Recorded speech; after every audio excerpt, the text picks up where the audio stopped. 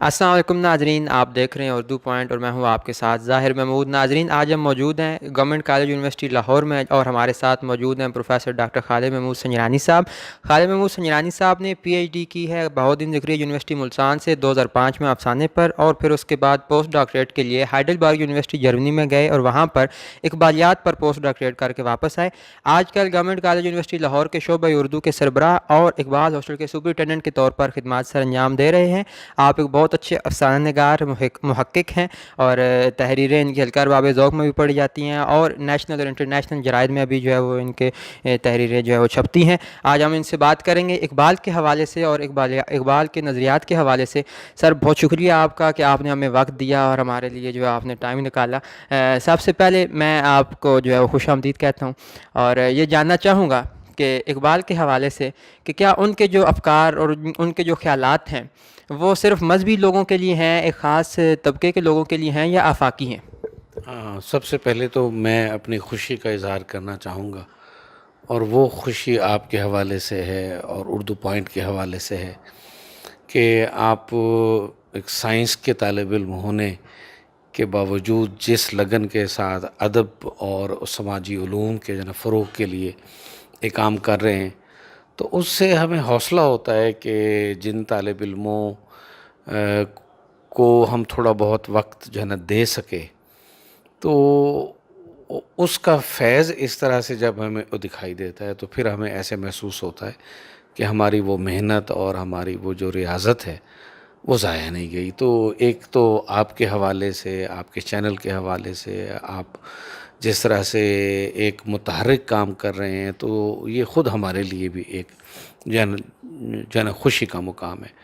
دوسرا، جہاں تک علامہ اقبال کے حوالے سے آپ نے بات کی، اس کو آپ علامہ اقبال سے ہٹ کر بھی اگر دیکھیں تو سچا تخلیق کار ذات پات، رنگ اور نسل، جغرافیہ اور حتیٰ کہ وہ عقائد سے بھی ماورا ہوتا ہے، وہ بات کرتا ہے انسان کی اور انسان کی عظمت کی، اور ان چیزوں کو وہ اپنا موضوع بناتا ہے جو آفاقی ہیں، جو یونیورسل ہیں۔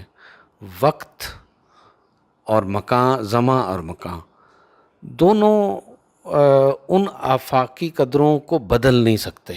وہ چیزیں مثلا ممتا ہے، وہ ایک آفاقی قدر ہے، وہ ہمیشہ رہے گی۔ اسی طرح سے صدق ہے، اخلاص ہے، پیار ہے، حب ہے، اور بے شمار چیزیں۔ یہ اب ٹائم تو نہیں چینج کر لیتا۔ ایسے ہی ہومر ہے یا شیکسپیئر ہے، میر اور غالب آج سے یہ کتنے 100 سال پہلے گزرے، کیا آج ہم ان کا نام نہیں جانتے؟ ہم میر کو بھی جانتے ہیں، ہم غالب کو بھی جانتے ہیں، ہم علامہ اقبال کو بھی، مجید امجد کو، فیض صاحب کو، اور بہت سارے۔ بنیادی وجہ یہ ہے کہ یہ وہ لوگ تھے جنہوں نے انسان کی مشترکہ قدروں کو موضوع بنایا اور اسے پیش کیا، لہٰذا زمان اور مکان سے ماورا ہو گئے۔ اقبال کے بارے میں جو تاثر آپ کے اس سوال میں ہے وہ بھی بے وجہ نہیں ہے۔ ہاں، آپ کا سوال بے وجہ نہیں ہے، کیونکہ یہ تو جاوید اقبال بھی شکوہ کرتے رہے کہ جی ابا جی کو ایک خاص گروہ نے ہائی جیک کر لیا ہے، اور وہ پھر ایسے اشعار پڑھتے رہے، اور ان کے اشعار کی تفہیم جو ہے مختلف چیز میڈیا پر یا باقی جگہوں پہ انہوں نے ایسے کی کہ وہ جیسے سننے والوں کو لگا کہ یار علامہ اقبال واقعی کوئی جہادی اور مذہبی اور اس قسم۔ تو یہ سوال بے وجہ نہیں ہے کہ علامہ اقبال کی فکر کو یا علامہ اقبال کی شاعری کو ہم نے اپنے مفاہیم میں لینے کی جو ایک کوشش کی، اور ان کے اشعار پہ اپنی طرف سے جو اپنا من چاہا رنگ تھا وہ انڈیلنے کی ہم نے کوشش کی. کل اسی جو ہے نا ہاسٹل کے باہر ایک نوجوان مجھے ملا, تو اس نے وہ آن لائن کوئی شعر نکالا. اس نے کہا سر 1 منٹ چاہیے. میں رک گیا, میں نے کہا ہاں بیٹا کہو. کہنے لگا سر یہ علامہ اقبال کا شعر ہے, یہ ذرا مجھے بتائیں. یہ مجھے جو ہے نا نہیں سمجھ آ رہا. اس میں کوئی وہ اذان کا ذکر تھا, اور اذان کے ساتھ ساتھ کوئی اذان سن کے بھاگنے والوں کا بھی ذکر تھا. تو میں نے اس شعر کو جب پڑھا, میں نے کہا بیٹا میرے حافظے میں تو یہ نہیں ہے کہ یہ شعر علامہ اقبال کا ہے. یہ علامہ اقبال کا شعر مجھے لگتا بھی نہیں ہے, نہ اسلوب ان کا ہے, نہ میرے ذہن میں آ رہا ہے. آپ اسے سب سے پہلے جا کے کلیات اقبال میں سے چیک کریں, یہ مجھے لگ نہیں رہا. اب آپ لوگوں تک آتے آتے جو چیزوں تک اور رسائی بہت تیزی سے ہوئی ہے اور بہت عام ہوئی ہے, اس کا ایک فائدہ ہے, لیکن نقصان بھی ہے. نقصان یہ ہے کہ اس کی کوئی اتھینٹسٹی آپ جسے کہہ سکتے ہیں کہ اس کی کوئی تائید یا تصدیق وہ ریفرنس سے ہوتی نہیں ہے. لہٰذا آن لائن علامہ اقبال سے وابستہ بے شمار اشعار, اب تو غالباً پچھلے دنوں وہ غالباً کسی نے یہ بھی اپلوڈ کر دیا تھا کہ جی یہ ان کی آواز ہے. اور منیب اقبال صاحب بیچارے بعد میں نہ بڑا کہتے رہے کہ یار دیکھو, یعنی اور باقاعدہ وہ یعنی پرائم ٹائم میں لیڈنگ نیوز چینلز پہ بھئی کوئی تو ذمہ دار بیٹھنا چاہیے جو تحقیق کر لے کم از کم, یا دیکھ لے. تو اسی طرح سے یہ جو آپ کا سوال ہے کہ جی مذہبی, تو جو آن لائن اب ظاہر ہر طرح کے لوگ موجود ہیں, وہ اشعار جو علامہ اقبال کی فکر میں تھے ہی نہیں, کبھی انہوں نے کہے بھی نہیں, وہ بھی ان سے بھل منسوب ہو کے چل رہے ہیں. تو یہ بھی ایک وجہ ہے پوچھنے کی آپ کے. اچھا سر, یوں ہے کہ اقبال نے اپنی شاعری میں اکثر جو ہے وہ انتہائی مشکل تراکیب کا استعمال کیا, عربی اور فارسی کو بڑا استعمال کیا. تو ہمارے جو پاکستان کے عوام ہیں, جس کے لیے عمومی طور پہ کہا جاتا ہے کہ انہوں نے ہمارے لیے یہ اپنا پیغام چھوڑا ہے, تو ہم لوگ جو عام سطح کے لوگ ہیں وہ ان کی اتنی مشکل پسندی کو کیسے سمجھ سکتے ہیں؟ دیکھیے پہلی بات تو یہ ہے کہ آپ عام سطح کے لوگ نہیں ہیں. دوسری بات یہ ہے کہ اگر کہیں یہ احساس آپ کو ہے کہ جی ہمیں ان کی شاعری کے الفاظ کے معنی سمجھنے میں کوئی دقت ہونی چاہیے, تو اب علامہ اقبال تو واپس نہیں آ سکتے کہ وہ آ کے آپ کو آسان اشعار میں کوئی شعر کہہ دیں. اب یہی ایک جنحال رہ جاتا ہے آپ کے پاس, میرے پاس, کہ ہم سیکھیں. اب وہ تو نہیں آ سکتے دوبارہ کہ جی ہم ان سے کہیں کہ جی اب دوبارہ لکھ دیں آپ, اور آسان. لیکن ایسی مشکل بھی نہیں ہے, ہم تھوڑا سا دور ہو گئے ان چیزوں سے, لیکن بہرحال زندہ قومیں اور جو بڑی قومیں ہیں وہ اپنے مشاہیر سے ان چیزوں سے دور نہیں ہوتی, وہ سٹرگل کرتی ہیں, سیکھتی ہیں. اب یہ تو کل ہم یا ہمارے ترک دوست جو ہیں وہ بھی کہہ سکتے ہیں کہ جی ہمارا تو وہ مینیوز اسکرپٹ ہی چینج ہو گیا تھا, سارا لکھنے کا سٹائل ہی چینج ہو گیا تھا. تو وہ اب عاقف جو علامہ اقبال کے معاصرین میں سے ہیں, اور وہاں پر ان کی اہمیت وہی ہے جو ہمارے یہاں علامہ اقبال کی ہے, تو کیا پھر ترک بھی کہیں کہ جی وہ تو مینیوز اسکرپٹ اور ہے.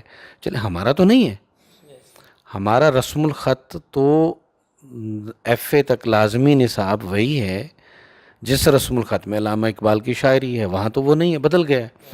تو کیا کبھی آپ لوگوں نے ان سے سنا کہ جی ہمارا بدل گیا ہے تو اب عاقف سے ہمارا کوئی رشتہ نہیں ہے, یا عہد سلیمانیہ جو تھا, یا آٹومن امپائر کا جو ایک دور تھا, تو وہ جن لوگوں کو شوق ہوتا ہے وہ کام کرتے رہتے ہیں. بات وہی ہے کہ اس میں ہمیں تھوڑی محنت کرنی ہوگی, اور ہمیں, اور دوسری بات دیکھیے, جس لفظ کو کوئی نسل رائج کرنا چاہتی ہے نا, وہ لفظ رائج اور وہ ترقی رائج ہو جاتی ہے. چھوٹی سی مثال لیجئے کہ ہمارے اسی ہاسٹل میں جب علامہ اقبال کے کمرے کی نشاندہی کی گئی تو جناب خورشید رضوی صاحب کی مشاورت سے, ان کی رہنمائی میں ہم نے طے کیا کہ اس کا ہم نام رکھ اطاق اقبال.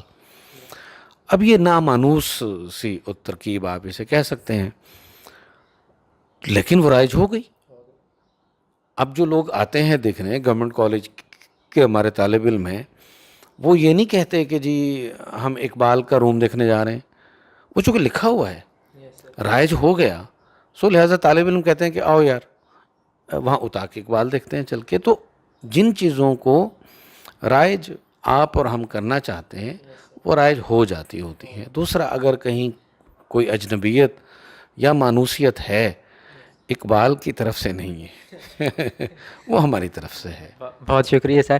میں اختتام کی طرف بڑھنا چاہوں گا، اور میرا آخری سوال یہ ہے کہ اقبال کے ہاں جمہوریت کا جو تصور ہے وہ کن معنوں میں پایا جاتا ہے، اور اس کو ہم اپنے ہاں کس طرح لاگو کر سکتے ہیں؟ اس میں اختلافات ہیں کہ علامہ اقبال کے ہاں وہ جمہوریت کے تصور کو دیو استبداد بھی کہا گیا، اور یہ کہا گیا کہ اپیرنٹلی یہ تمہیں نیلم پری نظر آتی ہے لیکن حقیقت میں تو دیو استبداد ہے۔ اب اس نقطے کو لے کر اس پر ایسی بحث ہوئی کہ لگا کہ جیسے وہ جمہوریت کش تھے یا جمہوریت کے جن دشمن تھے، ان کی فکر کے شیڈز ہیں، اور جو ہے نا زیادہ تر لوگوں نے پھر جو بات کی وہ یہ کہا کہ وہ ایک جو ہے نا روحانی جو ہے نا جمہوریت کے قائل تھے، اور اس جمہوریت کے تو بالکل قائل نہیں تھے کہ جس میں جو ہے نا چند کند ذہن لوگ جو ہیں وہ صرف اپنی اکثریت کی وجہ سے پوری قوم کے فیصلے کریں، اس کے تو وہ قائل نہیں تھے کم از کم۔ چلیں، بہت شکریہ سر۔